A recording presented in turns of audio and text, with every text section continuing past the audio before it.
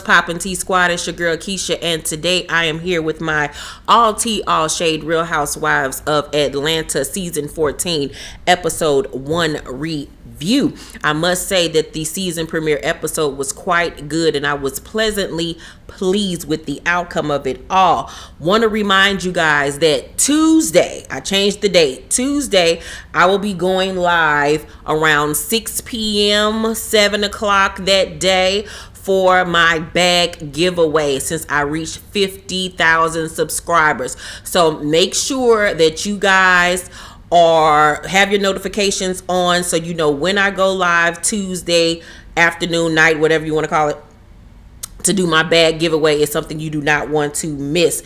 And also, you guys, want to give you a reminder also that the week of May 16th, I will not be doing any reviews. I'll have Spill the Tea and behind the scenes tea videos posting every day, but no reviews that week because I will be on vacation. I will be vlogging my vacation, so you can look out for that as well. Make sure you guys tune in for the full review so you all can see what I wore to Marlo's Les Archives gala.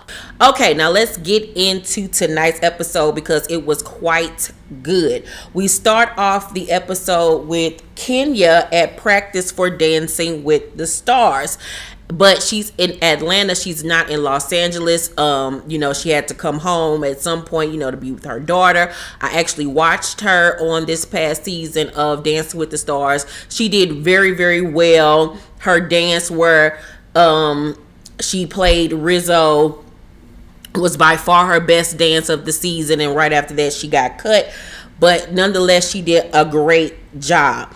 And she's there with her partner Brandon, who's younger than her, but she kind of crushing on him a little bit. And I was like, Kenya, your ass just needs some dick, because ain't no way in hell you attracted to this little boy. Like, he is not the bee's knees. Like, he ain't ugly, but he just look like a kid. Like, no ma'am. So Candy and Marlo stop by to see her, and Marlo comes dressed as Kenya when she played Rizzo on Dancing with the Stars. It was a cute little homage to her. They sit down and they talk, and they make a comment about Marlo's edges, and she was like, they're actually growing in. And we find out that she actually had a hair transplant done where they took out hair from the back of her head and put it into her edges. And I'm like, what, girl?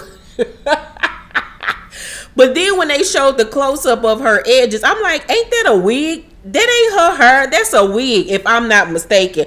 Regardless, I'm like, that's a lot for some edges, child. That's just too much. But go ahead on. If you got the money, you do it. So then Marlo tells them that she is having a gala for her Les Archives.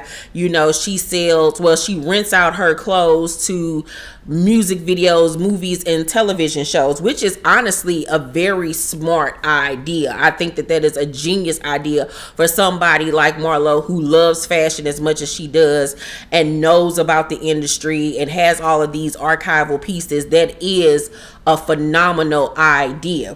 So Marlo then brings up how she's been maintaining all of these years because she dated a billionaire back in the day. Now the rumor was that she was dating billionaire Ted Turner from the TNT channel. She's denied this, but like, what other billionaire are you talking about, girl? But we all know that Marlo ain't holding on to no money from all them damn many years ago. Let's not forget, she is getting money from being on this show. You know what I'm saying? I think that Marlo is one of those women who does very well with money and managing her money, but you all know that she got sugar daddies, and ain't nothing wrong with that. You know what I'm saying? Shit, if I had me some niggas that was over here paying for my lifestyle, I wouldn't be quiet about it at all. Shit.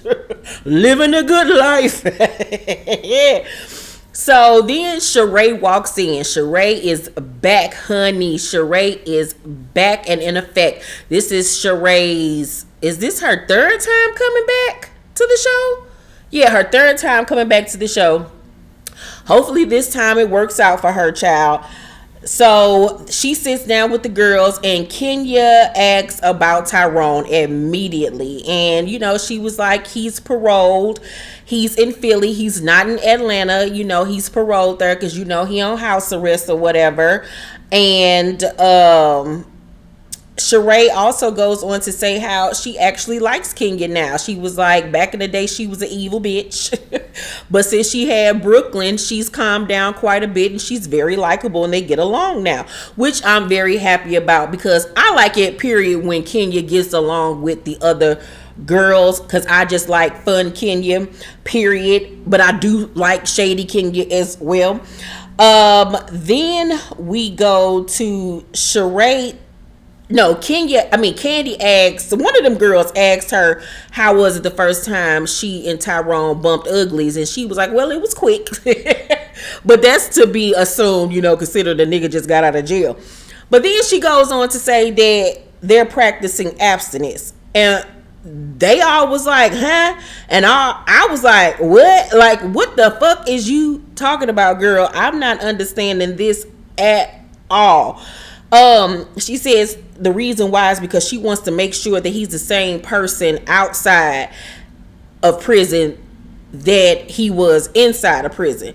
And although I can understand her logic somewhat, but it's like, girl, you did all that waiting for this nigga 4-5 years, and then he get home and y'all bump uglies a few times, and now you talking about something you want to be abstinent, bitch. You been abstinent. The fuck is going on? If you still that worried, then why are you even dealing with him? Period. If you can't even trust that he gonna be the same person out of jail, like that just makes no sense to me. Period. But I mean, I wouldn't have been dating no man that's in jail no way. So if it's good for the goose, I guess it's good for the gander. But I don't even know Sheree.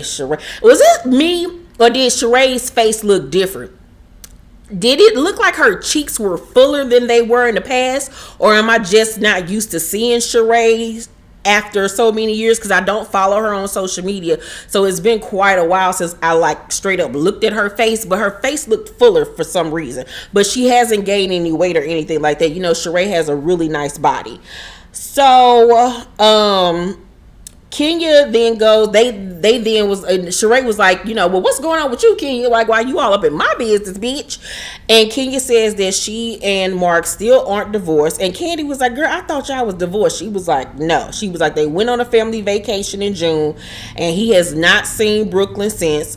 Old trifling ass nigga. How the fuck you not gonna see Brooklyn? Brooklyn is the cutest little thing ever in life.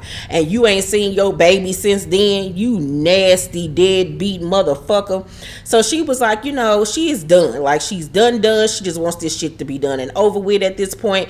And at this point, I can really tell that, like, Kenya is done fooling with him. Like, she's done. Ain't gonna be no more that going back bullshit. And Sheree even points out that Kenya seems way more happier than she used to be. And you could tell, like, she was in a really good place in her life at that point, with being on Dancing in the Stars, doing something that was, challenging. Because, Kenya's one of them women that loves a challenge. You know what I'm saying? And I think that, but who knows? Her and Brandon might have had some little going on, just a little ha and a little bop. So maybe she was getting some, honey, and that's why she was even in a better mood. So Candy then talks about her entire sex life, and she said they in a slump, honey. She said when they get into bed, they be tired and they fall asleep. And Marlo was like, girl, I'm going to have to help my girl Candy because that is not the one nor the two. But I can understand them being fucking tired. Like, they own several million fucking businesses. So it's like, when do they have time to let's get it on? Oh, baby. But yeah, they're going to have to work on that real quick. So then we get to see Marlo at home raising her nephews. This is Marlo's moment. This is what Marlo has been working and striving for so many years, to finally have her peach. And we see her in her beautiful townhome with her nephews, being Monty, which is a mama and an auntie. And she is raising her nephews because their mother is incarcerated. She thought it was just going to be for a little quick little weekend, and now it's 3 years later. And she to upgrade celebrated their lifestyle. You know, they wearing Yeezys, they doing this, that, and the third. And, you know, she's worried that she might be spoiling them a little bit too much, but she knows that she's also been a blessing to them, because when they came to her, she said that all they did was eat junk and fast food, and she's getting them, you know, have them eating better and all types of stuff. And one thing that I will say about Marlo got her shit with her, but she seemed like she really loved those boys and she really cares about them and is really trying to make sure that their life is headed on the right track. So I will give that to Marlo. It was good seeing that side of her with her nephews. So Drew and her egghead ass husband come on the screen, and I gotta be honest with y'all, as soon as I saw Drew and Ralph, I rolled my eyes and curled my upper lip. I was like, these niggas again? Like, I did not want Drew to come back. I did not like her last season because her storyline was as fake as my new nipples, even though my new nipples is real. But I was just like, her storyline last season just seemed faked and it seemed staged, and she was just doing too much. She was a wannabe. She followed in behind Portia. I just did not care for her, and I did not want her back. I would have rather them kept Toya from the YouTube or whatever. She gave more to me than Drew did.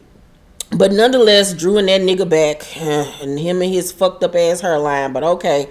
So they are headed to the gym to meet up with Sanya and her husband, Aaron.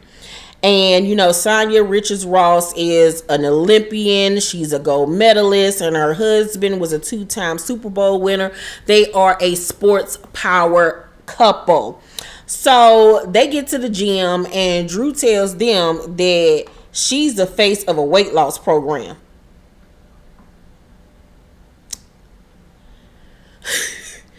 Yeah, y'all heard me right. Drew Sidora said she's the face of a weight loss program.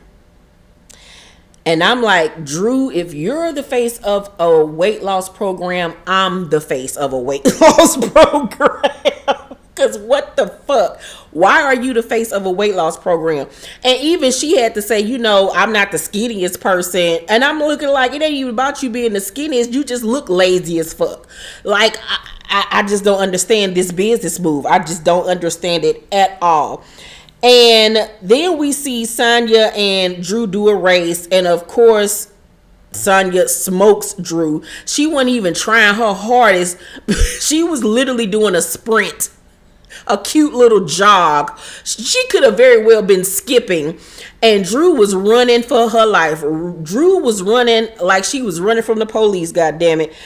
So Sanya points out that Drew and Ralph in the gym are pretty much trash. They could not keep up. So she really wondered how in the hell is this girl the face of a weight loss program and she can barely exercise in the gym? Like, none of it makes sense. Who is buying anything weight loss related from fucking Drew? Nobody. This is a waste of space and waste of time, and ain't nobody got time for it. Drew and Sanya talk, and she says that, you know, that her and Ralph are still dealing with the Tampa situation from last season, and that now they got new issues on the table.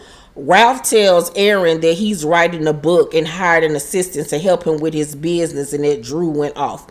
I'm so tired of everybody trying to write a motherfucking book, bitch. I don't go into y'all motherfucking field and try to be astronauts and motherfucking security systems workers and singers and this and that. I'm so tired of everybody with a pen thinking they can write a book. Y'all gonna stop making a mockery of my motherfucking craft, because you niggas just need to write in a journal and call it a day. Everybody don't want to hear you niggas motherfucking life story. Anywho, so Drew then tells Sanya that she saw messages from this so-called assistant, and the girl was like she could give him a massage. And she said that she up and left and went to Chicago. Like, she up and left her house and went to Chicago. Now, I'm gonna be honest with y'all. At first, I did not believe this storyline at all. I'm like, here we go with another bullshit ass storyline of Drew and Ralph having marital problems for the first half of the season. And then the second half of the season, it never gets brought back up or picked up. I still am a little iffy on this. I think they might have just got smarter with it. I still don't trust them for some reason. I just really don't. But I'm going to ride along with it for now. So Drew then tells Sanya that he told her if it ever came between his dreams and her, he would pick his dreams.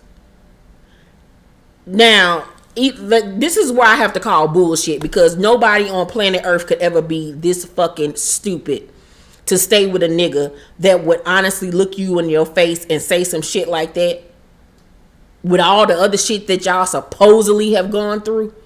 That's why I'm like, this gotta be a fucking fake ass storyline. And this is why I don't like Drew, because I don't trust her as a viewer. I do not trust her that she is being genuine on camera. And I can honestly say I have never felt this way about any other housewife, like they were playing a role, except for fucking Drew. Because I just don't believe it. Ain't no way in hell I'm married to you. We got a child together. How many kids they got together? 1 or 2. And then she got her son from a previous relationship. And you look me in my face and tell me you would choose your dreams over me? Bitch, please. Girl, you lying. So then we see Kenya at her crib cooking for Brandon in Brooklyn, and they just look like a happy little family. I was like, okay. She was over there cooking him some fried fish. I was like, yeah, they so fucking. They are fucking.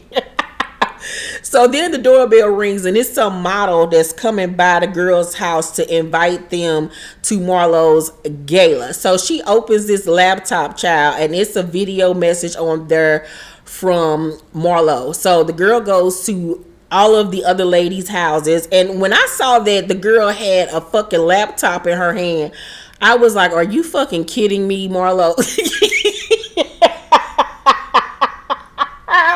Like, girl, you only went to 6 people's houses or 5 girls' houses. You couldn't afford to get the little video invitations. Like, you talking about this was light work, this was nothing. Then why didn't you invest in getting the proper fucking invitations instead of having this girl come invite these people with a fucking laptop? Like, girl, the ghetto. So, King even was like, the invite was fucking cheap as hell. And I would have to agree. Like, this, I just wouldn't have did it that way. I just would not have. So then we go over to Sanya's house, and we get to meet her family. Her mother and her father were from Jamaica, and they immigrated to the States when she was like 12. And they moved to Atlanta. When she moved to Atlanta, she and her husband Aaron have been together for almost 20 years. They have a son with each other, and Aaron goes on to say that he wants a daughter. And you can tell that this is a very contentious aspect of their marriage based off their body language. So she says that she wants another kid too, but doesn't want to put the strain on their marriage. Now, remember, before the season started, you guys, I did that video on Sanya, and remember that she harbored resentment towards her husband because during the Olympics or before the Olympics or something, I think she had an abortion, or did she have a miscarriage? I think she had an abortion. I can't remember, but remember that she was saying that was a big part of her resentment in her marriage, because she felt like her husband didn't fully understand what she was going through mentally. I have to go back and revisit that, or go back and revisit the video. I'll link it down below in the description box if you want to check it out. But yeah, this whole parent situation, having kids, is a real hot topic for them. So I can't wait to see how this whole thing is going to pan out as this season progresses. So she also goes on to say that she feels like he checked out after they had their son, and that she was basically doing all the work by herself. Yes, sir. You're not gonna sit up here and tell me that you want a motherfucking daughter, and you weren't even there for me for real when I had our son and I felt like I was a single mama. Nigga, you got like fucked to the up. Unless I'm gonna push this motherfucker out and you gonna take care of her. No, absolutely not, sir. So then we see Drew at her crib, and she's preparing a taste testing for her meal preps that she's talking about selling to, these people that's gonna do drop it with Drew. Girl, when hell I spend my money with Drew Sidora.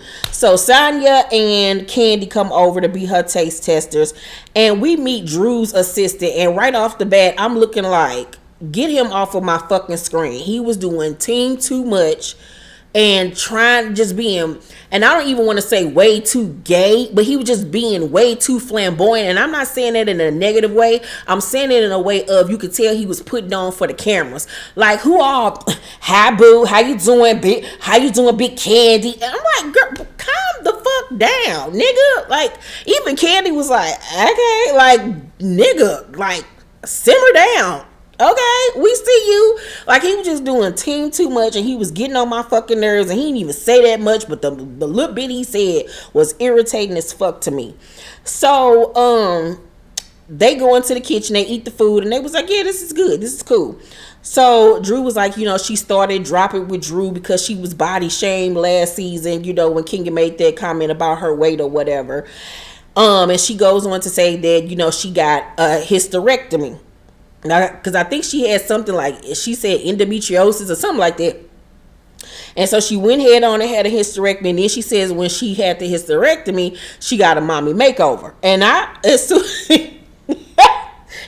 as she said she got a mommy makeover, I was like, where? Because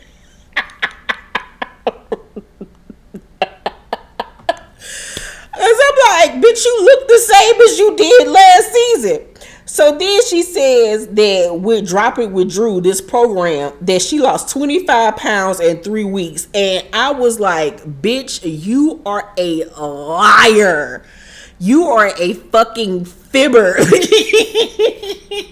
If you lost 25 pounds, bitch, I lost 50. Why are you on this television screen lying? And even Candy was looking at her like, bitch, where? So the shady ass producers then put up her before and supposedly after, and they looking like, where? Like, she still looked the same. Like, nothing had changed. I'm like, what did you get done? You talking about some, you got a mommy makeover. Where? Because you didn't get no tummy tuck because your stomach was still fat. What is going on? What did they do? I think she lying. She gotta be lying, talking about so she got a mommy makeover. If anything, she got a hysterectomy and that was it. Because ain't shit made over. Everything is still the motherfucking same. So then Sanya brings up Ralph's assistant, and I was like, damn, Sanya, you just gonna bring this shit up? How you know she wanted you to talk about that with the other girls? You're like, damn, I know she said the shit on camera, but damn, you ain't even asked her, like, can I, you know, mention this to Candy, you know, off to the side, or you just said it right there in front of the girl, like, so she ain't had no choice but to say, go ahead and speak about it. So I'm seeing already Sanya is about to be the new bone carrier, the new bone collector, and I'm looking at Sanya like, okay, Sanya, don't get on my nerves now, girl, don't do it. So she brings up the whole Ralph assistant thing, and Drew says that he fired the girl, but she still see the girl name pop up on his phone from time to time. See, like, shit like this is what I just can't. Either Drew is like dumb as fuck, there's no air up there, she has no fucking morals or fucking value within herself or self-esteem, or like I said, once again, this is a fucking storyline. Because why would this bitch still be texting him and y'all still together? Make it make sense, Jesus. So then this is what really made me skeptical. Ralph then walks into the door and was like, I know what y'all talking about. Okay, let's talk about it then. How would you know what the fuck they were talking about unless your ass was just standing there at the fucking door? That's weird. Huh? That's what make me feel like, oh, it's my cue to walk in. Let me start this conversation. Like, their whole thing just gives me fake. It just gives me fake.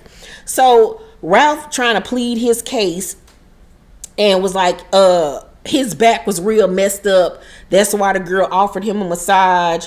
And Candy was like, well, what did you say when she offered it? And he was like, well, you know, I just said, you know, like, I'm a guy. And his answers didn't even make no sense. So Drew then goes on to say that she don't even know the girl name. I'm like, if y'all gonna have this shit be a storyline, at least make sure y'all got this shit ironclad. Because no way in the fucking world are you gonna tell me that your husband had an assistant that asked, could she give him a massage? You flipped out about it so bad that your ass took your kids and went to Chicago. You then came back at some point. You're still seeing this girl name pop up on the screen, but you don't know her name. Make it make sense, Jesus. Make it make sense, Drew, because it doesn't. That's why I don't believe this bullshit. So it's the day of Marlo's gala. Everybody arrives. Candy arrives in this little white little jumpsuit that was real too tight. It was way too tight. It looked like it was too small for her. I wasn't really feeling Candy's look. It was black. It looked like something Mama Joyce could wear. Ty looked nice. Drew looked really pretty, but her hair was very much throwback, but it was still cute nonetheless. She looked cute. I give her about a good 7.5, 8. Sanya, I loved her dress. I wish her hair would have been molded up a little bit better because it was falling out the ponytail in the back. But other than that, she looked cute too. I give her a good 8. Then Sheree arrived. Sheree's dress was interesting, but I hated her hair. It was way too big, way too fuzzy, and her makeup was too light as far as the foundation. It was giving me Michael Jackson in the face. I hated her hair and I hated her makeup. Did not like it at all. Then who arrived last? Kenya arrived last and she shut it the fuck down. She almost looked better than me, bitch. We gonna get to my outfit in a second. But Kenya arrived in this white dress and these sparkly boots that looked like fucking stockings. Like the whole outfit was just fucking perfection. Her hair was perfection, makeup was perfection. She looked amazing. But let's get into what I wore to the motherfucking gala. I wore this badass Basquiat inspired suit with no bra. The titties were out. Yes, ma'am. These are my pictures after the event when I got home. For any new people out there, I'm just joking. This is all play. But anywho, this is my look. I shut it the fuck down. My platinum hair on display. Face beat by me. Outfit I got from Pretty Girl Parlor. Curvy Teak as always. I mean, I shut it the fuck down. I mean, the paparazzi was like, Keisha, turn around. Pose this way, pose that way. I'm like, y'all, calm down.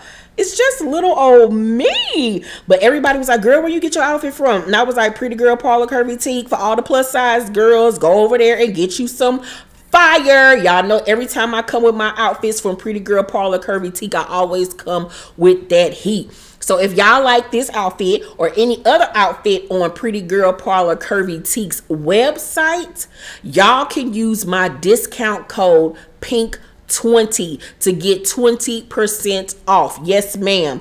20% off with my code PYNK20. So do not hesitate. This suit is the bomb. It's gonna sell out fast. So make sure you cop yours now so you can get like me. Okay?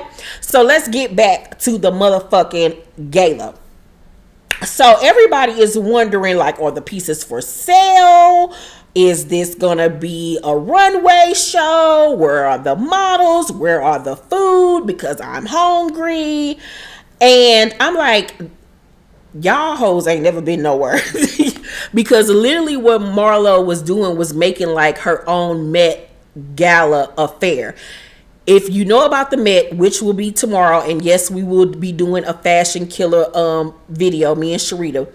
When you go to the Met, yes, you walk the red carpet, all the celebrities or whatever, you walk up the steps of the Met, you know, paparazzi is there, you're taking your photos, you're talking to the news outlets, da-da-da-da-da.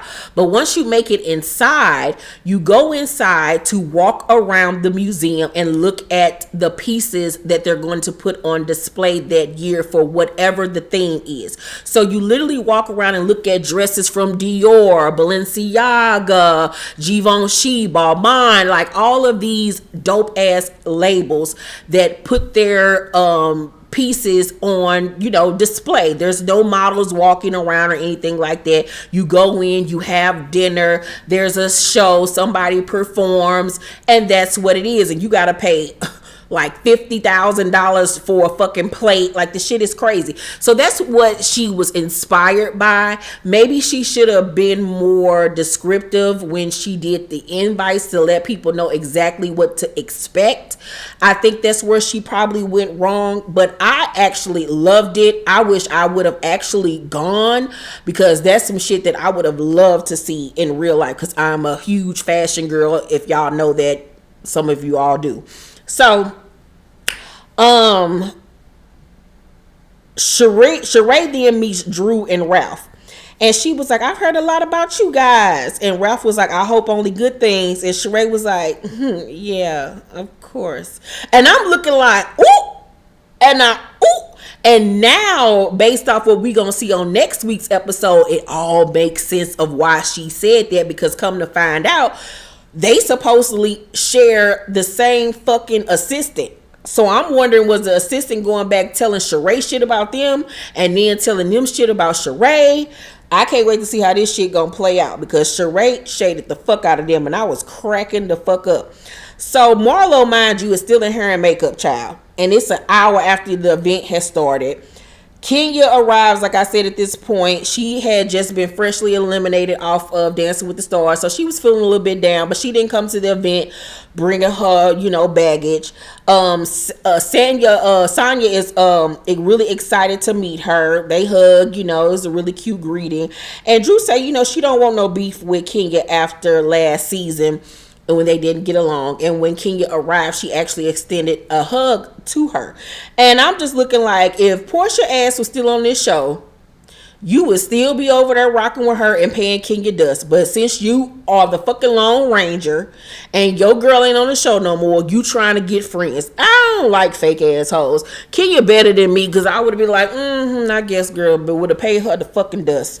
So Drew then tells I'm sorry. So everybody wonder where the food is because they hungry. Kenya in her confession was like, honey, you rented out a ballroom with no ball. How dreadful. Now, I gotta admit, y'all know I love me some Kenya, but Kenya was shading the fuck out of Marlo. She really was. And if y'all was truly trying to start over, you shouldn't have been shading that girl. You should not have been shading her. You should not have been shading her. Now, I know the confessionals are filmed like towards the end of the season, so I don't know if she was shading her this much in the end in her confessionals because they had already got into it, but she wasn't going as hard in real time on the show.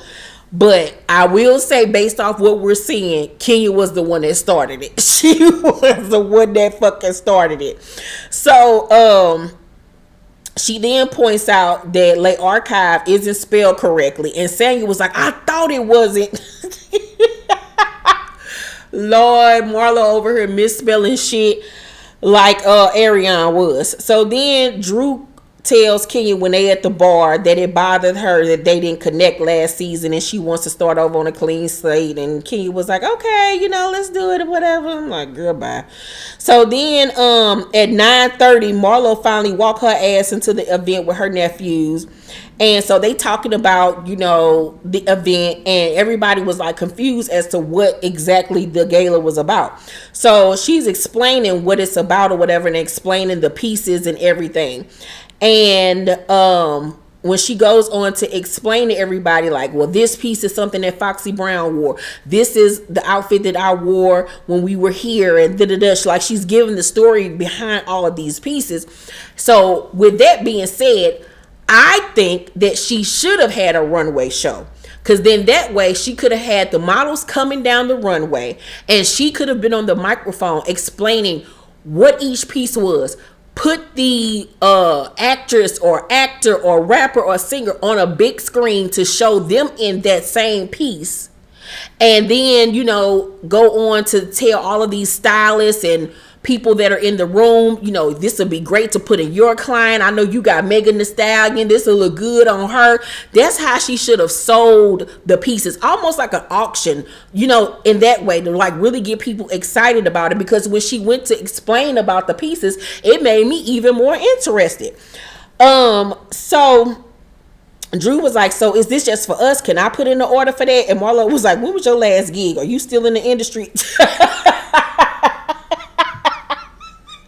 Now, I will admit, that shit was funny as fuck. And I was like, why is Marlo shading the fuck out of Drew? So in this situation, Marlo started it with Drew. Marlo started it with Drew for sure. So Marlo then goes to change her outfit. I'm like, bitch, you just walked out. The fuck? You don't need to be changing shit. So she goes on to say that she paid $40,000 for this event.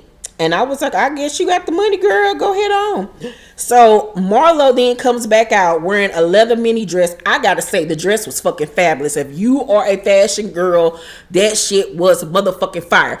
Both of Marlo's outfits were fucking fire. Sheree had me dying laughing knowing her confessional Thompson. What does she have on? She over here looking like the candy my grandmama used to give me to stay quiet in church.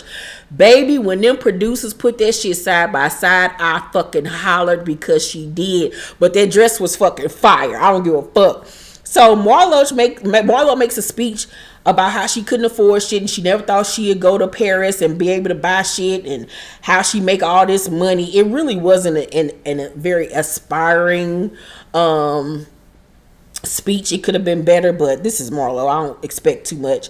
So Candy and Kenya shade her speech and her outfit or whatever. Candy and Kenya was being hella shady this episode. I will say that. But this is the name of the game for the ATL girls. They are shady. This is what they do on this show. And it wasn't malicious shade. It was just fun shade. So Sanya and Sheree, why I keep on calling this girl Sheree? Sheree didn't run over to tell Marlo that the girls was wondering like were they gonna be models and this and the third. And Sheree then says, Kenya did say your place was small. Where did you get the money from? How did you afford this? And I'm like, Sheree, your ass ain't been back 5 seconds and you already starting shit again. Here your ass the fuck go. Cause I'm like, all y'all had some little slick shit to say. So don't like just point out one person. So Marlo was like, where did she get her money from? You knew money, baby. You were in a hotel with a white refrigerator. You better ask when she used to drive Lisa Ray Range Rover. And I was like, ooh, and ooh. And then they did the flashback of Kenya when she was living in that little one apartment when she first moved to Atlanta before she was able to find somewhere to stay. I was like, y'all didn't have to do that girl like that. Y'all are fucked up. And I was like, oh, she was driving Lisa Ray car. Child, I am gagging. So Sheree was like, ooh, girl, I did hear that. So Marlo was like, no matter what she says about me, she's a has-been. Get your house pressure washed. And I was like, didn't somebody else tell somebody to get their house pressure washed? Oh, yeah, that was on Married to Medicine. Yeah, somebody had told Dr. Heavily to get her house pressure washed. Was it Mariah? I miss Mariah. Oh, I wish Mariah would join ATL. But anywho, so Candy tells Kenya about Ralph's assistant.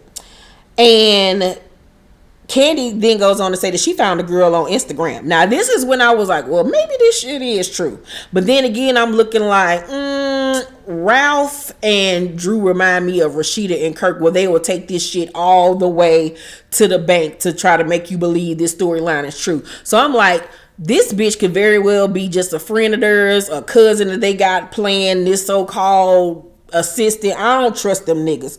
So the girl allegedly posted on her Instagram, to who it may concern, if I want to, I will. Sincerely, a bitch that will if I want to. What? That sound like some shit Drew ass would write down for somebody to say. So Drew was like, do you think that was pointing at me? And Candy was like, well, this was posted around the time we had that conversation at your house. So now Drew was thinking that Ralph went back and told the girl about their conversation, which is another thing. Like, why would you still be married to somebody that is like this? Why on fucking earth? It doesn't add up. So Marlo, Sanya, and Sheree go over to where Candy and them at, and Marlo confronts Kenya, but Kenya is perplexed. She like, are you directing this to me?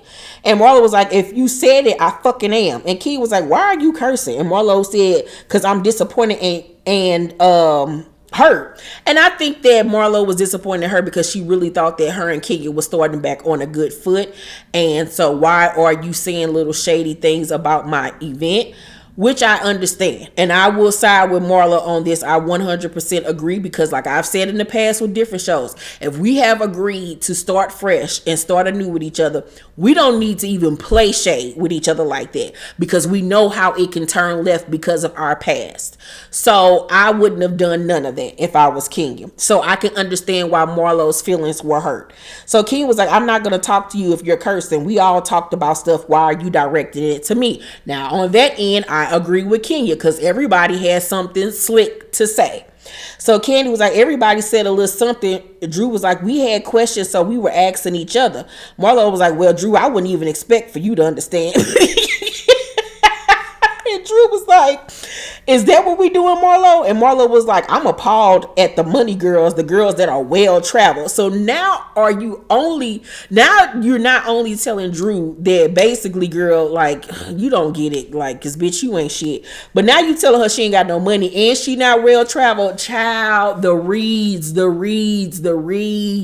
I'm like, damn, Marlo, you ain't have to do that girl like that. Now you started with Drew 100%. Now I won't be mad when Drew cussed your ass the fuck out and call you all kind of tongue-tied ass bitches with no edges. So Candy was like, don't y'all leave yourself out that conversation talking about Sanya and Sheree. And Sanya was like, I started it. And I'm like, you sure in the fuck did. And Kenya was like, in her confessional, is this the new bone collector in training? And I'm like, seems like it. So Marlo then gets up and walks behind Drew and looks at the back of her head. And she was like, girl, you got a fucking French roll. Bitch, I ain't had a French roll in 50 years. And I was like, oh my God. So Drew was like, you said it was a gala, bitch. Everybody tell me, and then she was like, you said it was a gala, bitch. Marlo then was like, everybody tell me what they said so I can read everybody one by one. Key was like, you got to learn how to read first. Marlo was like, bitch, you're the reader. I'm not the reader. Key was like, don't curse at me, Marlo. Marlo was like, well, you said I can't read. So Key in her confession was like, girl, save your money for a new FedEx label to ship your used clothes to eBay. La Bay by Marlo. And then the producers go make a La Bay sign that look just like the eBay sign. I was like, why are these producers so fucking shady with these edits? Child, I hollered. So Marlo then asked Candy what she said. And Candy was like, she just wanted to know like how she makes money off this whole Lay Archive shit. So Marlo breaks everything down and was like, it wasn't no more than I would spend on a Birkin bag. Like, this was light work and the boys are sleeping great. So Ken was like, are they in private school? Now she wasn't even being funny at this point. She literally was asking a question. Are they in private school? And she was like, no. Did you go to private school? And Ken was like, no, actually I went to a charter school. And so Marlo was like, Candy, did you go? Because you're filthy rich. And Candy was like, no. And then Marlo says to Drew, did you go? And she was like, yeah. And then Marlo says, okay, but you're not as successful. Drew didn't know what the fuck to do or to say. Everybody hollered. And so then Marlo got up mad and was like, y'all continue to sit here and hate. And she walked off and called them some hateful bitches. Child, I hollered. One thing that I will say, bringing Sheree and Sanya back with Drew actually made it fresh for me. It was like a fresh restart with these women on the show, and then giving Marlo a peach. It brought a freshness back to the show. And when I was hearing rumors before the season began, that this season would be reminiscent of the old Real Housewives of Atlanta, where it would be fun shade, fun times. There is going to be some drama, but for the most part, everybody's getting along and having fun. I'm excited about that. I miss the old Real Housewives of Atlanta. So I'm excited to see where this season is going to go. Overall, I'll give the season premiere of Real Housewives of Atlanta season 14. I will give this an A. It was exciting. It was fresh. It was funny. I like the glamour of it all with the gala. I like the shade. It was a good episode. I really will say that. So I'm excited to see where the rest of this season is going to go. Once again, you guys, if you like the suit that I wore to the gala, you can get it right now from Pretty Girl Parlor Curvy Teak, and you can use my discount code Pynk 20 to get 20% off. Make sure you head over to the website now. You do not want to miss out on this suit because it is a banger and it is fire, and my family and friends loved it. Yeah, I love you guys. I got big news. So you guys, you also want to remind you or tell you that this Friday at 6 p.m. Central Time, I will be premiering my interview with Tasha and Neil from Love and Marriage DC. You guys do not want to miss this interview. It is so funny. We had such a good kiki. They are such a cute couple. They were so truthful and honest and just real. Cannot wait to see them on the show, which will be airing May 14th on the OWN network. The super trailer should be out sometime this week. I'm so excited. So be on the lookout this Friday at 6 p.m. Central Time for my interview with Tasha and Neil from Love and Marriage DC. Make sure you guys thumbs up this video, like and subscribe, hit that notification bell button, and I will see you guys on the next video. Bye.